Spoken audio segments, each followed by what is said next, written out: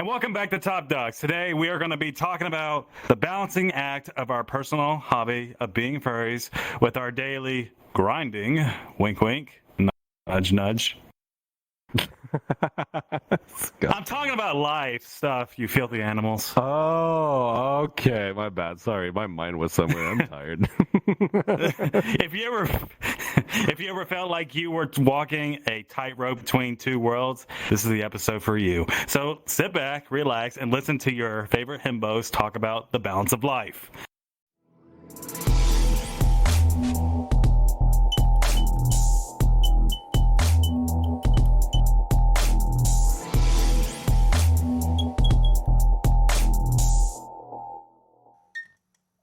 Even though we're probably, because we have no balance in our lives anyways. Clearly. Because we literally messed up the whole time of this. So it's just how much struggles happen today. But other than that, and also you taking, forever in your 3-hour drive. Yeah, well, I was able to save 45 minutes, by the way. I changed my route and I did a little maneuver thingies and it went pretty well. Mm-hmm. I was lucky. I avoided a lot of traffic. So, we had to prioritize, a lot of things in our lives, whether it be our hobbies, our commitments, our jobs, and all these things that come to play, right? So, how do we balance, our furry community and the other aspects of our life? Because, I know you have things that you do as in the hobby of being a furry, so do I. But you have work, you visit family recently as well, and then you did some personal projects, and I am doing personal projects. So how do you balance all that? I think for me, the easiest way to balance all of this is to set up priorities on what is the most important. What are your core values of concerning your family, your work, your friendships, your hobbies, and everything? And it's trying to find a good balance between all of these things. And usually what comes first is always friends and family in real life, then my work if my work calls for me. The furries for me are considered more in my slots for hobbies and stuff that I do. So I go with the system setting up priorities. What requires most of my time, what benefits me the most, what can have the long-term effect. So it's a few little things. But for me, it would be simply for priorities. My priorities, it just depends because for me, at least, I know I have ADD and I have to understand what is important right now and what I can do later. For example, if I need to do chores around the house, right? Well, that's the first thing I need to do. But I don't usually remember that the first thing because if I don't have a piece of paper or your phone on your app, notes on your app that tells you what to do first, then I'm just all scrambled. So that's what I do. I make a list of things I need to do first so I can do the things I want to do later. That's how I do it. And I thought, that's actually a good way to, not lose track of things as well. So you don't miss or forget something as well. I like the idea when you brought up about spending time with, family and friends first. I love to do that, and which is why I always call, my boyfriend and stuff like that first and see before I head into work. And I always let my mom know that, hey, I'm about to head out and stuff like that. So yeah, it's good to, consider those things, which I do agree. Yeah. It's all a matter of, it's a balancing act, honestly. Mostly when you get really involved with a lot of hobbies, a lot of responsibilities, cleaning the house, which I forgot to mention. It's finding a right balance. You cannot put all your eggs in one basket. It's really good to diversify and also think about who's going to be there if you crash and fail. Who's going to help you pick you up, get back on your feet and stuff like that. So prioritize the people that can really help you. And it's the furries and all, they're a really good community. I feel like I can really fully express myself and I've met amazing, talented people and I'm very grateful for that. But if I need any sort of physical help, I cannot count on furries. It's my friends, my family close by that are come over to my rescue and help me out. If I really need help, if I'm in a dire situation or not, I know that I can count on them. Though I will say that you said, in terms of furries that you said you can't really count on them. Can you define what you mean? Because they're not around. They're not close to me. And they're nowhere close to me. So, and most of my friends are actually in the States or all around the world. But furries that I regularly talk to that are in my area, I don't really have them. I have a lot of furry friends, but we don't really hang out anymore. It kind of calmed down or died out or something. I don't know. There's also the thing about there's some things that we do that we don't really expect other people to help us with. That we cannot really depend on them to do it. Which some of them need to understand that, because I feel like some furries out there don't really understand that. I understand they want to help, but the things that they want to help us in is not so much that they can help us with. Like, for example, your business. Like, I've heard that someone wanted to help you out, and I was like, that's like, if I was to ask you, hey, can I help you out with your business? You probably would say no, because I probably don't know what I'm doing. No, exactly. If I'm going to be asking help for furries, I know some furries, they want to help out, but they might not be suited for the exact need that I want. And I will try to find the person that can help me the best with this situation. First of all, just to save time, just to make it efficient and successful as much as possible. Now, it's not saying that furries are not reliable or they're not good to anything. That's not what I'm saying. I just want to clear that out. I gotta say that the furries are the group of people that I can feel like I can express myself fully. If I need to vent something, hang out, be goofy, anything, I feel like the furries, they can fill out that role perfectly. And I gotta say, my best parties I ever had on my place were the furries on top of everything. I had my airsoft group of friends, my bear group of friends, IRL friends, politics friends, restaurant friends. And I gotta say, furries, they're goddamn party animals, and they own that title just right, man, because they're amazing. Parties that ended up at 3 or 4 in the morning, hell yeah. But I also want to point out one thing is that what you said, that you don't count out furries for trying to help you with what you need. For example, this wonderful team that we have in the back, they suit our needs just as fine. We're just saying, hey, you guys do an awesome job. Even though they don't even necessarily even have to help us, they still do. We're not denying that there is some help out there that we do need. I'm just saying, like, most of the time, I prefer if I'm talking to furries, it's more about fun than it is about talking business or work. But then again, there comes a need where we're going to have to. Sometimes I have conversations with the community manager. Sometimes I talk to Sakura. It happens. But sometimes I try to, take the conversation. Okay, I'm done with business talking. Now I'm just going to talk like I'm their friend. Yeah. Because here's the thing, our community is so diversified on everybody's skill set that I cannot say no furries are useless or no furry are useful. It's so vague. It's like a whole world in itself, right? There's a lot of people that have really great, amazing, talented skills. Some people are good for this, some people are good for that. And, being so busy, I want to be as efficient as possible with my time. So I'm going to seek help for the people I need from. I'm currently working a little announcement I want to do. I want to start working on my first game, a visual novel based off a story that goes in a package from a store, and I want to expand the story and build characters. But I'm not an artist that can draw. I cannot make music. I cannot make backgrounds. I cannot write stories. So I've gathered up a bunch of my friends in the furry community that I know that have that specific skill set that can help me with.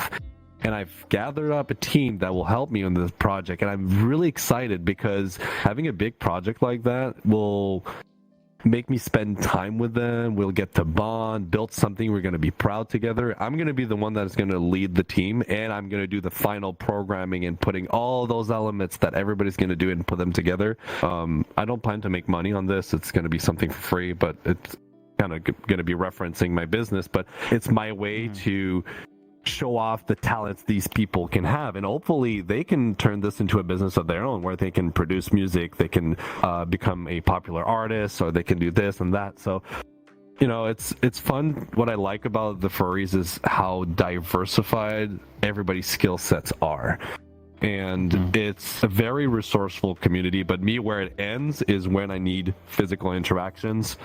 Sadly, there's no much like online stuff you can do, right? If I need you to help, lift my car up and like loosen a couple bolts while I'm trying to fit like a cable through, I have nobody in the furry community close to me that can help me with that. I would love to though. So yeah. The only person I can really think of is Whiplash, but he's not. Yeah, close. Whiplash, exactly. No, not really. 20-hour drive, my car wouldn't make it. But speaking of Whiplash, if you guys notice, Whiplash is not here because he's got to go to work at 4 a.m. and it's pretty late. So just keep that in mind. As I said before, this is like way beyond our schedule, so we're just doing what we can today. So anyways, so we have faced many problems between our furry activities and even our professional life, right? So I would ask, like, what do we do to like prepare to balance those things, like balance those challenges? I usually try to tell people to tell me ahead of time as much as possible. I do have a calendar that is synced up with my husband's phone, so when he has stuff, it shows up on my phone, and when I do stuff, it shows on his. If there's a conflict that happens, I usually tell people, like, try to tell me like at least 2 weeks ahead of time, or 3. The longer the better, of course. But if a conflict shows up and I'm having to choose between 2 things, usually we'll go through a process of weighing the pros and cons and everything, and what is more important, going to a party with some friends or bringing moral support to my best friend who just went through a breakup. The party sounds a lot more fun, but as a friend, if I care about my friends, I need to be there for him because I know he would do the same for me. So setting up pros and cons for each, compiling, and whatever you think is the most reasonable place to go, then you go that way. I think I remember one of my high school teachers who was teaching us like the stock marketing, and I can't remember what it said, but you bring up a good point. You are left with choices on what you consider a priority, and whatever you choose, it's neither the right nor the wrong answer. It just depends on you. But you have to understand the consequences of each choice you make. Exactly. For example, when you brought up about going to a party or spending time with a friend that just recently, lost a boyfriend, right? You can be there for your boyfriend, but the consequences is you're going to be not having fun when you could be. Yeah. Now, if you choose to go to the party, you go through that thing in the back of your mind. It's like, man, I feel like an asshole for just not being there for my friend. And you're losing your friend doesn't trust you anymore. So if you need a favor from him, you won't be able to count on him. You just need to learn how to outweigh the pros and cons. What would be morally right, I would say. Yeah. That's what I think, at least. If you struggle with a situation like this, you can actually talk to the person and tell them, like, this is what I'm going on. I don't know what to do exactly. You can actually have a conversation with the person and communicate. And you can try to compromise, like, hey, I'm busy right now. Is it okay if, like, I stay at this party for an hour or 2, and then I'm going to be right back and I'll be right there with you for the rest of the evening, and I'm going to focus 100%, but I've made some promises to other people and I don't want to disappoint them at the same time. So if you're stuck, compromise and try to talk with the person and see how they feel, but don't try to be pushy. What I would also say, another thing would be, is that I wouldn't give up yourself entirely to people, because you still got to make yourself happy, right? So exactly. If you want to go out and party, you can, but I know your friend wants to be there for you. Like, if I wanted to really, really party, I'd be like, hey, to my friend that just, went through the breakup, I'd be like, let's talk about this tomorrow. I am going to go hang out with some friends because I promised I would hang out with them. And, you do have to be careful how you word things. So, like, if I told them, yeah, I'll be there, like, tonight, well, they're expecting you to be there tonight and you didn't show up, well, that's kind of crappy, right? Yeah. So, yeah, manage your words carefully. That's what I always say. Yeah, I don't remember. And I don't think Oh, sorry. But I think it's a good idea to still do both, but you just gotta learn how to manage it the correct way. Yep. That's all. So Go on. A good example we had this week. This week you called me and you didn't feel so right, but I was in the middle of a client and I was going to do stuff. But then you told me, "Lay, I need to talk to you about something." And I was like, "Okay, this is important." And I put this client aside. I'm like, "Okay, my client's doing something," and I'm like, "Okay, what's up? What's going on?" And then you told me what you went through.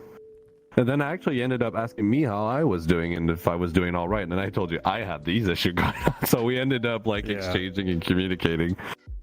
So yeah, be there for your friends. They'll end up giving it back to you some ways or another. And, by the way, that problem I did bring up too, it's fine. We're good. Oh, cool. Glad to hear it. Yeah. Yeah. Now, I got to tell you a story since we're exchanging phone call conversations, Kit.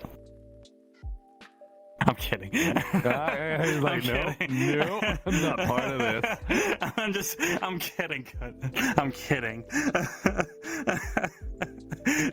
I'm joking. I just thought it'd be funny.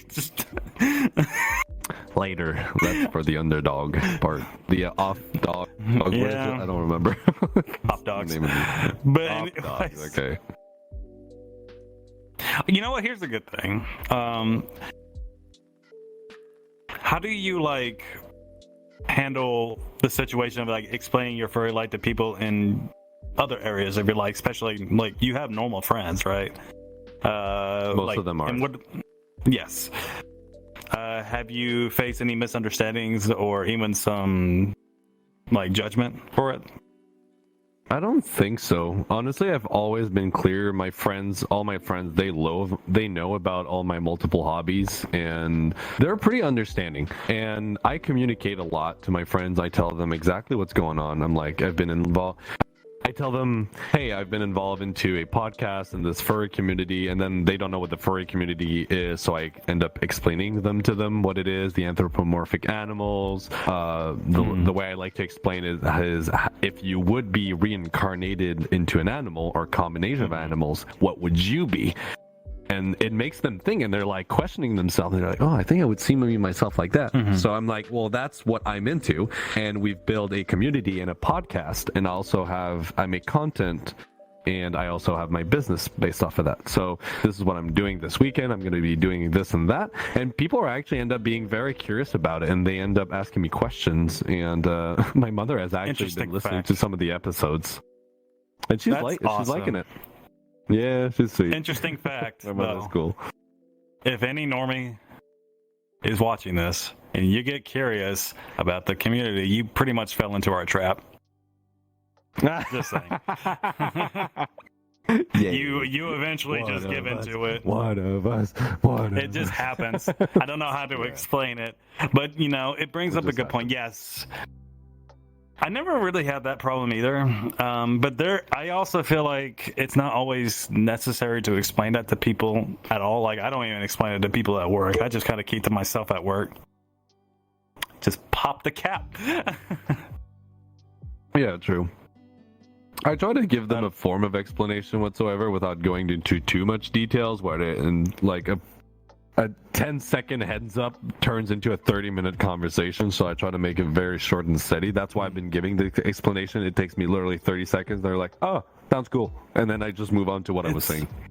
It's more I don't know. It's something with colleagues. I don't really let myself know who I really am. It just doesn't seem appropriate, I guess. Am I wrong for thinking that way?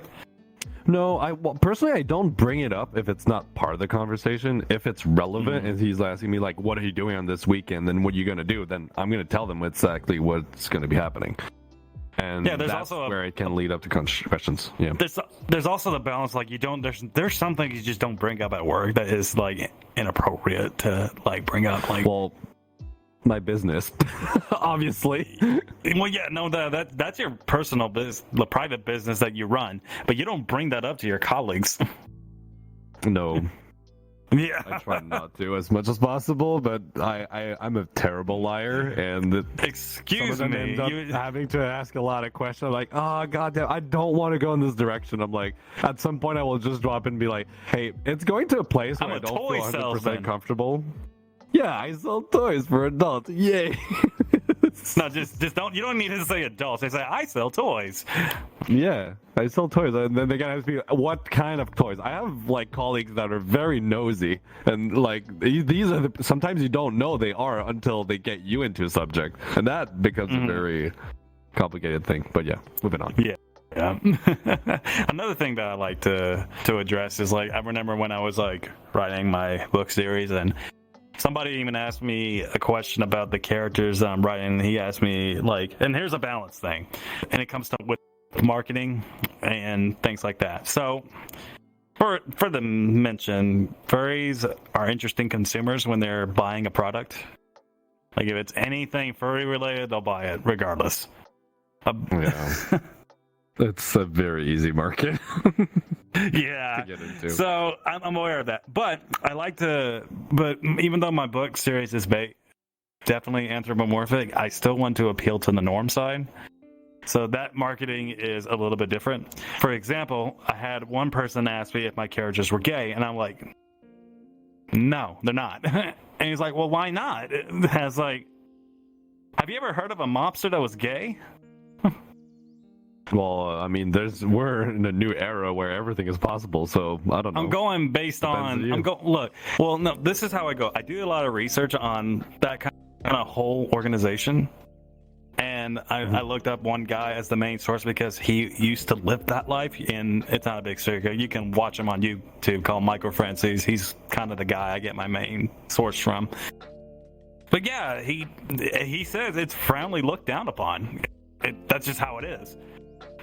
So I like to keep it accurate as possible when it comes to the stories, and since it's a very kind of like macho kind of guys, I like to keep it that way in terms of marketing, because I just want to make the characters real as possible. Well, at the same time, you know, the gay community represents what, 25% of the world? The other is 75% are the standard normies heterosexual. So if you're trying to hit the bigger market as possible, then it's, you know, you got to take, you know, logical business-wise the balances decisions. of those of marketing. But it makes sense. I don't. Yeah, and just like I said, it's not really hard to market with furries as long as it's anthropomorphic. They'll watch Zootopia, for example. Any type of anthropomorphic show comes out, or even a movie, they're gonna find their daddy. Okay, it doesn't matter. That's right. Oh, come on. You'd be so weak with Bowser. Oh, Bowser's sexy. Hey, look. I'm into dads, too. Yeah, I know you are. Everybody here. They're sexy. They're attractive. But yeah, there's definitely... Experience. But yeah, it's definitely like a balance of trying to market it correctly. And pretty much it's more like if you're a reader... and you're expecting this character to be this way. Well, most people prefer realism as much as possible when you're writing anything. So that's why I did a lot of research into that kind of field to make sure it was as accurate as I can make it. You know? And it's great because it also fits to what I consider very masculine people would like. So... because I'm asking myself, I like that kind of shit. So, like, the show Peaky Blinders is very, pretty much that way. The Godfather's that way. You know, these movies and TV shows that I grew up liking is kind of pretty much similar to the story that I'm writing. The only difference is just it's a fantasy full of animals.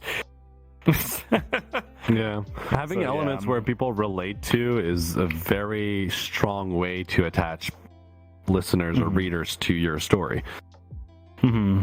Which, and to be honest with you, again, still marketing with the buying the book of just anthropomorphic, as long as the furries will buy regardless, and they'll find their new daddy, whoever their daddy might be.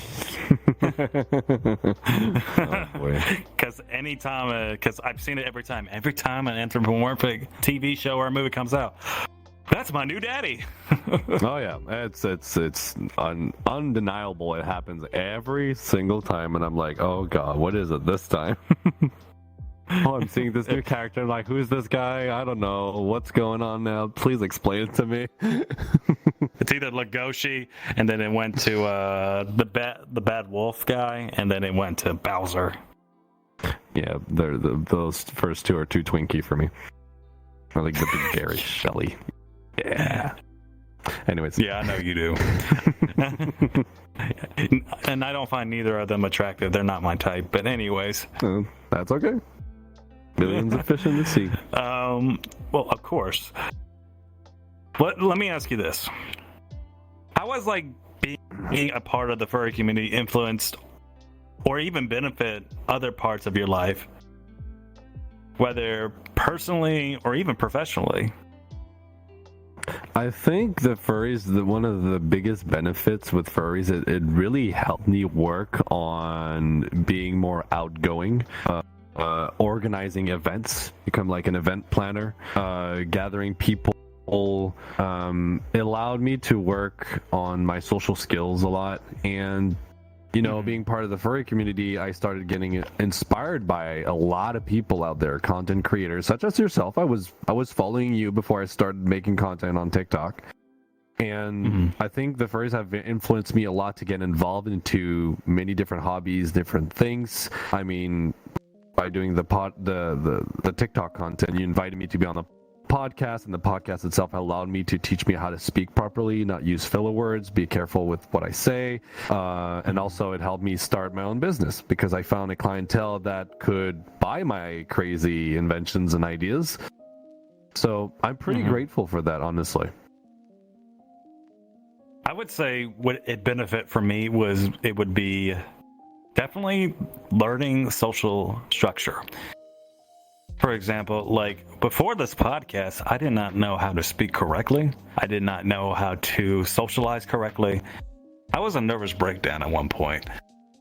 And this podcast, in a way, helped me force a skill that I wasn't very comfortable with doing anyways. Talking to people. It made me really pay attention to how I said things to people. Now, I'm not great. I'm not perfect either. There is some things that I have slipped that I did not mean a few times. It all happens. We're all human here. But it's a learning experience. And I'm grateful because of this podcast, I'm able to speak better now. I would say that is one of my biggest things. Another thing... Yeah, No, go ahead. Sorry, I thought you were done. I want to hear what you want to say. Oh, I was going to say, public speaking is a skill in itself. So it requires a lot of practice. It requires a lot of self-confidence too. That is something that that's been helping me a lot on standing up in front of a crowd, announcing something, speaking something, discussing a subject. So that's another thing that's been very good for you. I hope it's been kind of the same for you as well, right? Since you've been working on that quite a lot. It also inspired me to work on things that I didn't think I would ever do again, like the book series. Like, I never thought I would go back to writing again. Like, I stopped, like, before the podcast, I haven't written in, like, 2 years before that. And I was just writing short stories and all stuff like that. But I gotten back to my own writing again, and I just, like, damn, I can't stop. You're really good at it. I'm looking forward to your story. I think it's going to be absolutely great. But before we continue, subscribe to our YouTube channel and hit that notification bell. When you hit the notification bell, it will notify you with each of our videos and shorts. Follow us on our audio platforms and leave us a rating, as that will help us out a lot in growing. Also, join our Discord and our Telegram chat. Links for all of this are in the link tree down below in the description. Hey Top Dogs fans, are you ready for an elevated fan experience? Discover exclusive perks by joining our service subscription on Discord or Patreon. For $2.99 a month, become a podcast supporter, unlock raw, unedited podcast episodes, access supporter meetups, and receive a unique custom pie emoji among other special goodies. Craving some more? Then you level up to our podcast supporter plus for $5.99 a month. Participate in episode voting, share your feedback, and experience the excitement of being in our live audience. Plus, get an insider's peeks at our upcoming plans and merchandise. Remember, your support is the fuel to our fire, and while these subscriptions are optional, they significantly help us grow. So join us now, and let's make Top Dog's journey even more phenomenal. Just remember, each time that you give fuel to the fire, the stream breathes out fire. Yes, and I give head pats too, and I call you a good boy or a good girl or whatever you want me to call you. Yeah, you can definitely spit out fire. Oh yeah, I sure do. You haven't done. There you go. Don't burn down the studio, Jesus! I just hope it doesn't clip the audio for Sakura. Sorry about that. Now we good? It's All fine. right. Okay, cool. No. All right. But anything. So I guess another thing is like, you know, we love to be furries, but I think some people need to understand that it's not all of us either. Like, because we have other things that make us who we are. I think what most people confuse with us is that people think being a furry is the whole package, and that's only a part of us. Wouldn't you agree? Yeah, it's a part of us. It's, to me, as most of things, it's a hobby. It's something I do on the side that I enjoy doing. It's a way for me to... Uh-oh, he crashed. Is he crashing? Hello? Hey. Uh-oh. Oh, no. Oh, shoot. He became a Yeah, rug. my headset turned off. I don't know why. Hold on. Stand by. Okay. While he is... Can we clip that out of the... Can we clip that out of the recording? Please. Yeah, we'll pause. You don't want to pause? Okay. Okay, well... let me come on. Oh. Oh. Okay, I'm coming back to life now. My face tracking is going to be borked. Okay. Let me restart my face tracking. I was rubbing my beans across your head. Okay, thank you for the head pats. Of course. Okay, let me close that. I'm just gonna have to restart. Surprisingly, my audio didn't kick me out. Normally, when my headset disconnects, I have to reboot my. Your eyes are closed. I have to rejoin the instance. I know. It's face tracking. Give me a second. I just. Are you blind? Think to reboot. Yes. I still see you. Looks like I'm not. You're not seeing me, but trust me. I can continue explaining. So while this reboots, damn it, I forgot what I was saying. Damn it, I'm trying to pick up. So I was saying like how I think being a furry is a part of us. It's not the whole package. And then I asked you, would you agree with that? Yes, because for me, again, the furries is a hobby, something I do on the side. It's something I do to escape reality, which really helps me with my, mental stress I deal with everyday life. So it's really good. Yeah, I don't know what else to say concerning that. Well, I guess with most people, the reason why I bring that up is because there's that whole thing of people also need learning how to balance who fiction is and who's the guy behind fiction. You know what I mean? Yeah.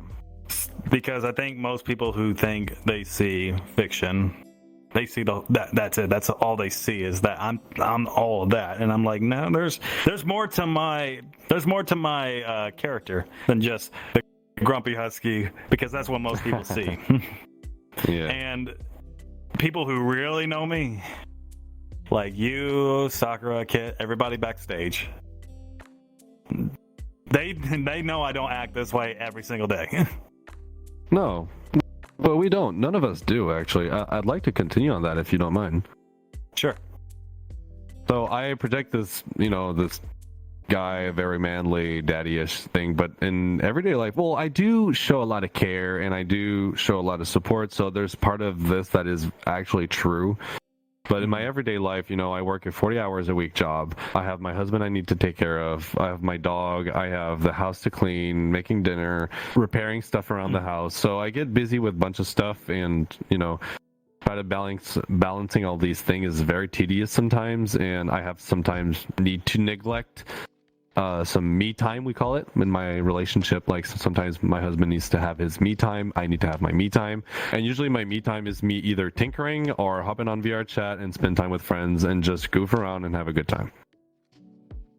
I would say another thing, for people who don't really know us completely, I kind of learned a long time ago, people who are big fans of us really like to know who we are and not just what they see every day.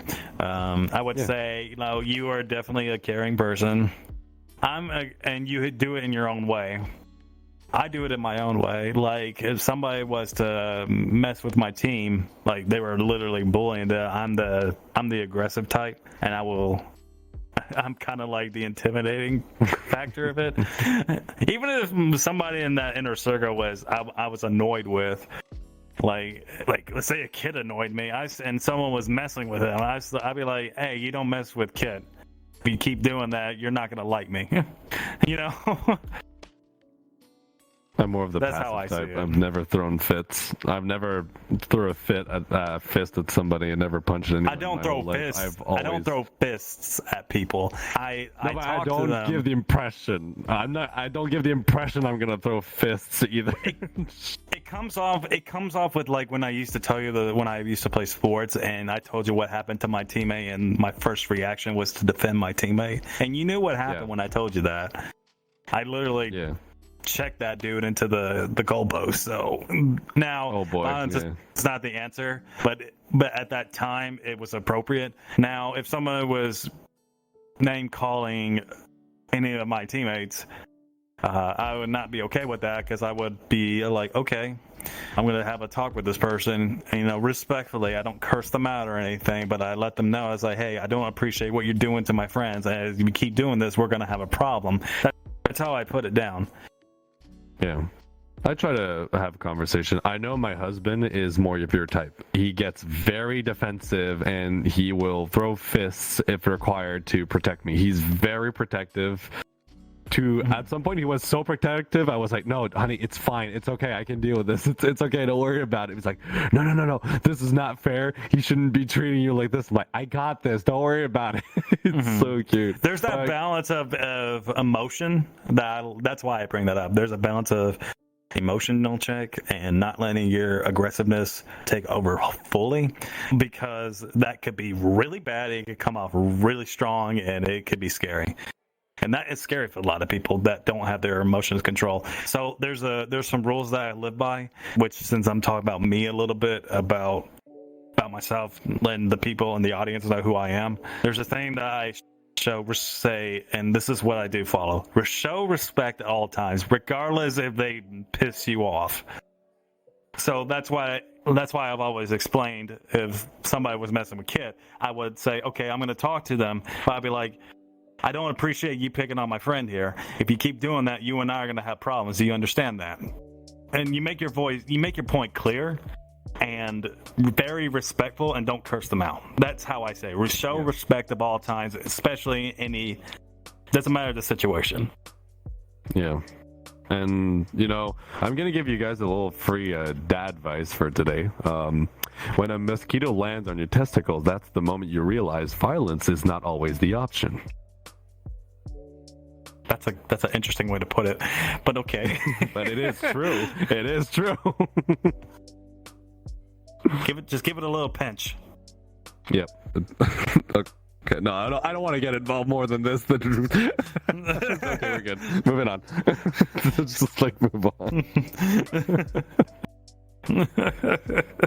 I'm sorry. I just had to go. I had to do it. No, it's all good. Makes it fun. Has the furry community ever kind of impacted your daily life a little bit? Especially we're doing this podcast. That could be a thing. Has it got in the way of things before? Doing this and then going to FWA and doing what we need to do? Stuff like that. Well, it sure did. This weekend was a perfect example. We were gathering my whole family together up in our cabins up in the north. And I had to leave a bit early because I wanted to be here on the podcast. I would have loved to stay an hour or two longer, but, I have responsibilities. I want people to know me as somebody that is reliable and you can count on. That's very important for me. But I've explained to them that, hey, when I got there, I told them, look, Sunday night, I have a recording. I have to leave at 6:30, so if we can make sure it works, and everybody was super okay with it. Same with FWA. I had to take off days of work to be able to be here because it was 2 days of traveling one way and then 2 days back. So it does cut me off from money and salary, and also if people wanted to have a family gathering or stuff, I couldn't attend because obviously I was away from the house. But it's never been a to a point where it became an issue. I've always communicated properly with my friends and family, and they've always been super understanding. Of course, if we had to compromise, then I would talk to the team, talk to friends, and see what I can do and try to outweigh the pros and cons, and usually it's always been going well. Okay, but before we get to that, I wanted to try something a little bit different. Leave a comment if you think we should go back to the original way we did this, or would you like to split. So I noticed if you guys have seen that I did not mention the question of the week, I just wanted to try out to see if we could do the split. Just to see how it feels. That's all. So I can clarify. So you know how, well, I'm just going to say it in a quick way. Instead of like trying to do the Q&A, the question of the weeks, like and the advertising, I want to try to split it. I want to see how that would look. That's why I haven't started it yet.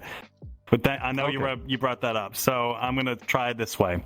So 10 minutes later. Okay, so we'll see. If you guys don't like it, leave a comment down below. Now, the question of the week, which is, how do you personally strike a balance between your furry activities and other important aspects of your life, such as work, family, and school? Now, we had a lot of people answer these questions already, so we're going to start off with the Discord ones. So Justin the Wolf said, normally, I do is I make a list on what I want to do, and the important ones I do first, like paying off the credit card and checking on my family too. You know what?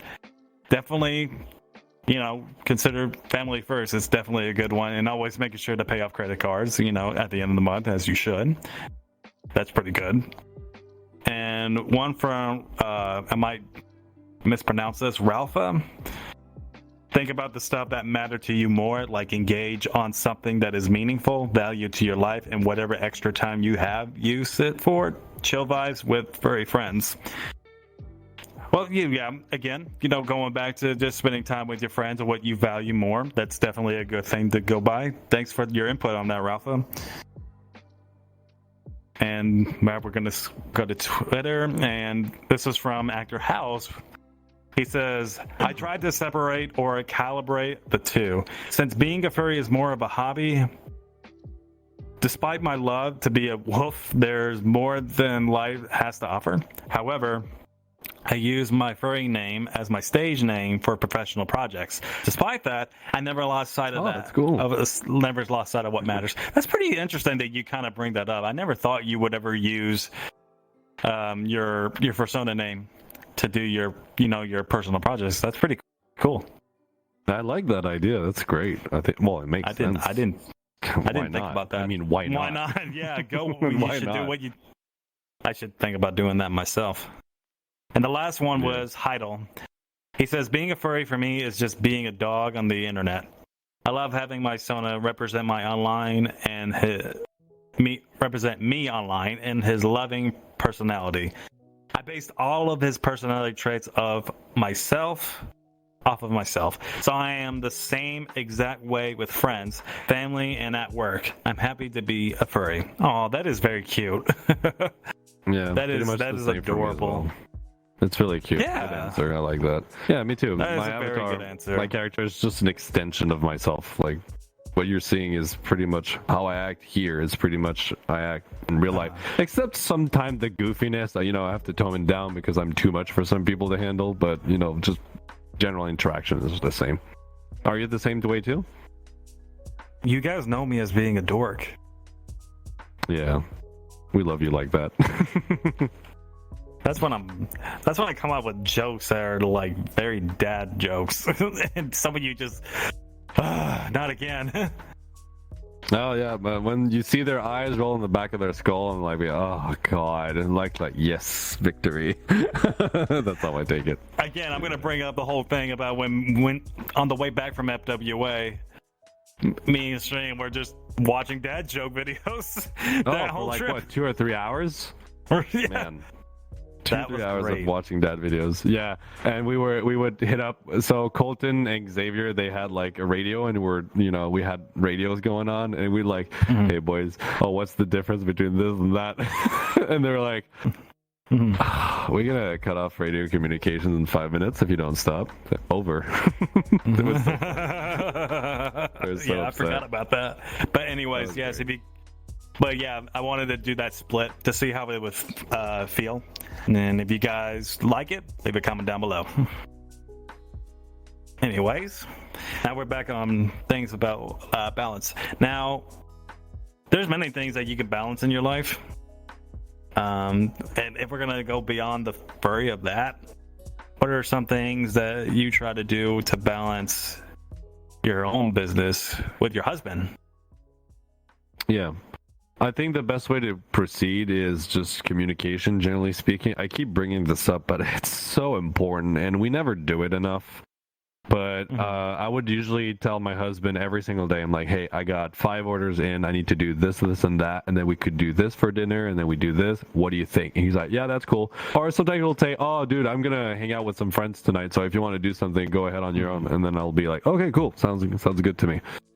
So it will depend. If I'm too stressed out or overworked and I need to take some time for myself, some me time, I call it, I will say, hey, honey, I've been stressed out. I would definitely need some me time right now. I would like to do this. Is that okay with you? Or do you need anything else before I do my me time? And he will let me know, and we'll communicate and talk about it. So, again, communication is the best tool in this situation, and you'll figure something out in the middle. Let's try something a little bit different. Let's try something like that's more involved with financial stuff.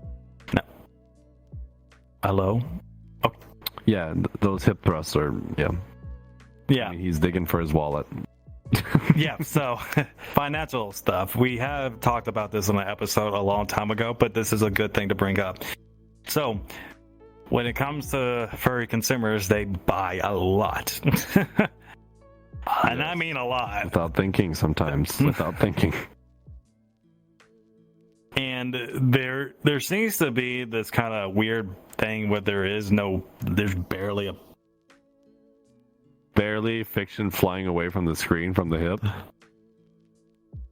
What just happened? You're moving around, but your body is away. There you go. You're back. Oh my god. I might be having some technical difficulties today. But anyways. Yeah, your hip tracker yeeted yourself across the room. That was kind of interesting. Yeah. I just disappeared there for a moment, and it just went awkwardly. Make sure your trackers are visible and stuff. Yeah, they are. I don't cover myself. That's the weird part. Yes. That could have been taken the wrong way. I apologize. My favorite way. Oh, sorry. Anyways, keep going. Stop. Okay. I will stop myself. I'm not going any further. It's okay. Sorry. So yes, you.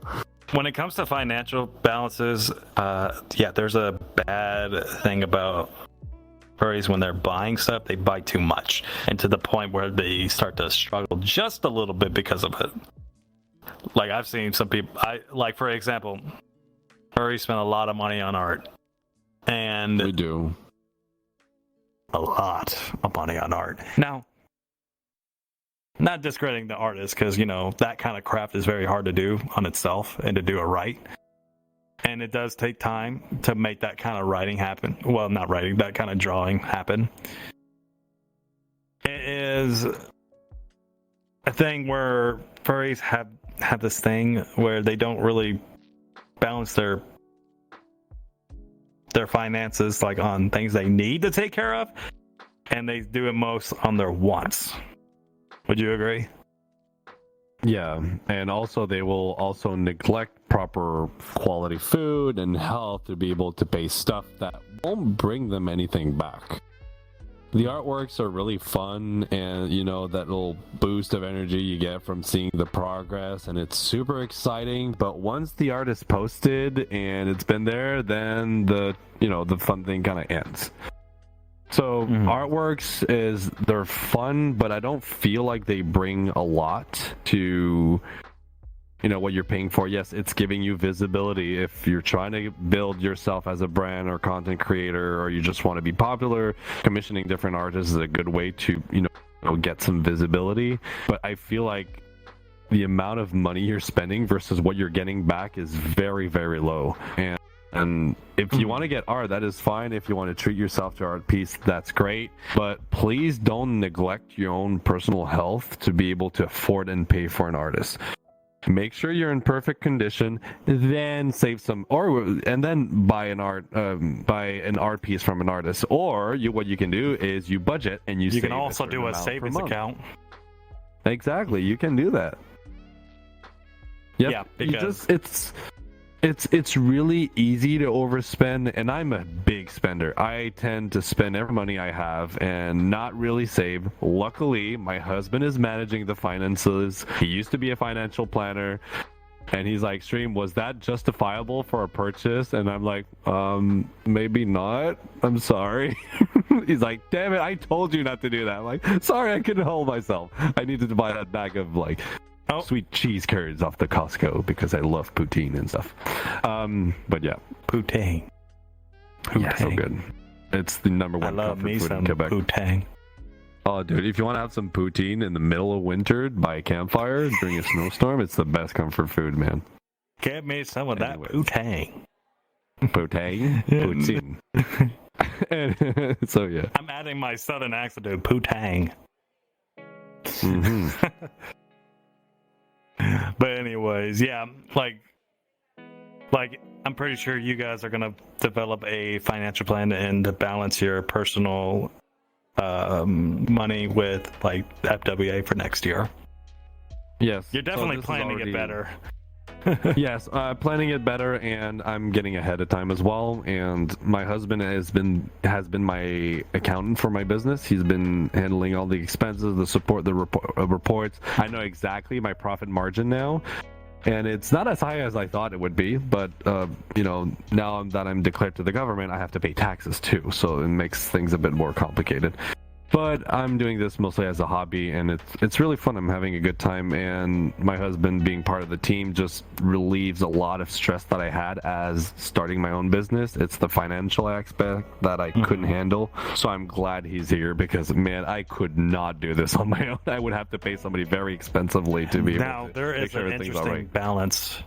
Here's an interesting balance, and it's one of the hardest skills to learn. You and I are very much creative thinkers, right? Yeah. It's hard to think more logically. Like, yeah, we have the creative powers, but to do the work of learning how to do a finances, accountants, or even learning how to do social media, it's one of the hardest things because that's more logical thinking. Mm-hmm. And that's the hardest part. Most creative thinkers have a hard time doing logical stuff. And I'm learning how to do both. And it's one of the difficult things I've ever done. Because I'm so used to creative thinking.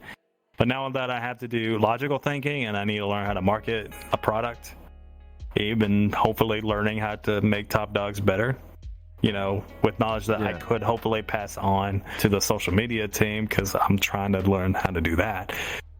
It is difficult to think that way because that's not my niche, so to speak. It is an own skill set in its own, it requires knowledge, help. It's really good for anybody out there, like you're trying to save yourself for the future, save like money for the future in retirement.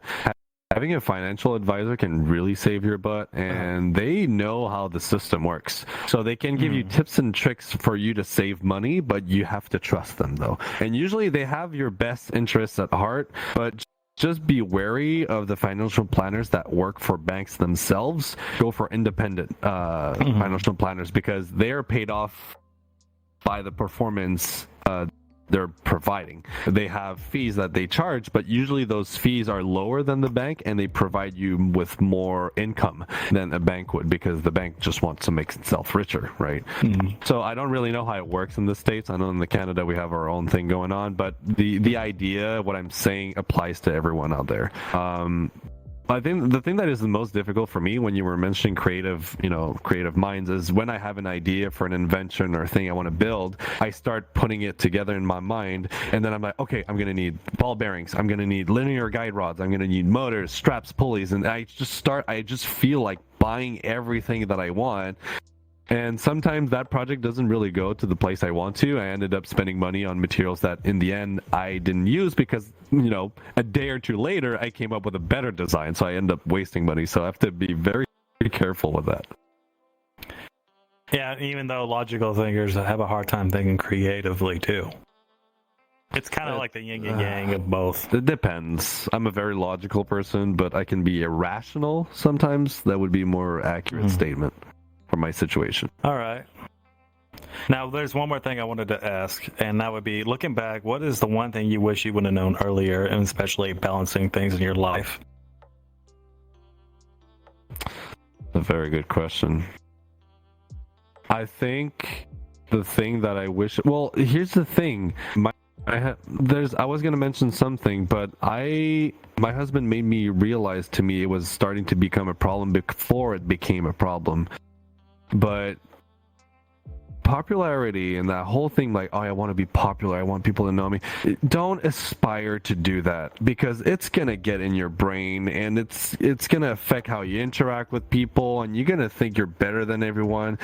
Just don't go for the quest of being the most popular person. Don't do that. Because if at one point, yes, you do become popular, then you lose your privacy. And then everybody knows about you, and then drama will circulate about you, and you will be targeted because people will be jealous and will want to be popular. So please don't aspire to be a popular person. For the God of... Unless you're trying to build a brand or you're trying to build a business, that is fine. But as a person, be very careful with that. It's a double-edged sword. It is one of the most tiring and mentally exhausting things I've ever done. Yeah. But, if you want to be known, go with this mindset instead. And it's my husband's grandfather that mentioned this, and it stays with me. I think about it almost every time. Is, what do you want to be remembered for? Simple as that. What do you want? Definitely for the good things. For? Exactly. Definitely for the good things. So be there for your friends. Help them out. Bring them support. But don't forget. Don't lose yourself in that process either. You need to take some time to care about for yourself, and communicate what's going on. I would say, for me, that I want to give advice that I wish I knew is, just because you fail does not mean everything's over. Sometimes you're going to have to get yourself back up, and again and again and again. Sometimes it takes 100 fails in your life to make one successful one. And that's okay. Because with the failures, you also learn something every time. Which is a good thing. It is a positive thing in the end. Might not be at the moment, but there's always a silver lining to everything, even though you don't see it at first. I think most failures also make you very, very wise. Yeah, and every failure will bring you closer to success. And the worst thing you can do is to give up. Because you'll never get to that point. So don't give up. Take a break if you need to, but don't give up. Don't lose hope of your dreams. Well, I think that concludes... I think that also concludes today's episode. I hope you guys enjoy this. It's a lot of conversations, and there's probably more conversations we can have with balancing in life. Until then, have a good night.